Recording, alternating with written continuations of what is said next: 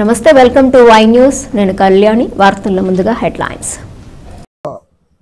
మా యొక్క కుటుంబ సభ్యుల విషయాలు, డెవలప్మెంట్ విషయాలు తీర్మానాలు చేసుకుంటే ఆయన పర్సనల్గా పులిహార లేకపోతే వేవేయో కామెంట్ రూపంలో చేశారు.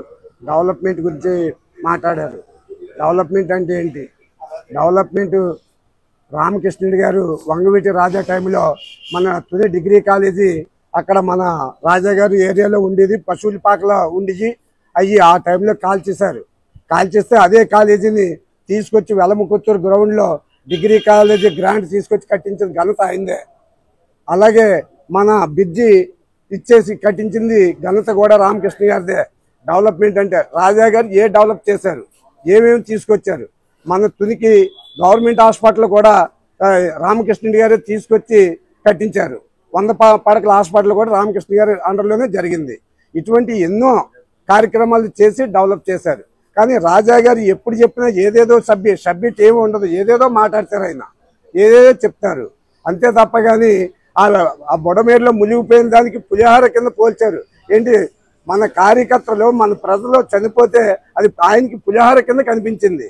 ఎంత కష్టపడి, ఎంత శ్రమించి ఎంతమందిని కాపాడారు, దానికి ఎంత ఇదైంది ఏంటన్నది కూడా ఆలోచన లేకుండా అటువంటి విషయాన్ని చాలా సింపుల్గా ఆయన కొడిపారేశారు.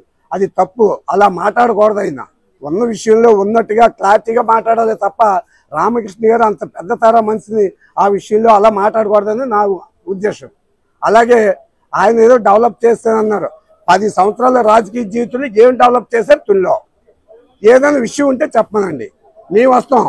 మా వీకొత్తుని చూసుకున్న ఉదాహరణకి ఎంత ఇచ్చేశారు ఏంటది. ఈ 9 నెలల కాలంలోనే 45 లక్షల గ్రాంట్ వీకొత్తుడికి వచ్చింది. సీసీ రోడ్ల కోల్ఫారం సీసీ రోడ్లు అవ్వచ్చు, ఆ స్కూళ్ళు డెవలప్మెంట్ అవ్వచ్చు, ఇవన్నీ వచ్చాయి. మరి ఆయన ఏదేదో ఇచ్చేసి మనకి ఏదేదో చెప్తున్నారు ఆయన. అందువల్ల ఎందుకంటే ఇక ముందు ఏదైనా పెద్ద ఆయనతో మాట్లాడేటప్పుడు ఆలోచించుకొని మాట్లాడవలసిందిగా కోరుతున్నాను.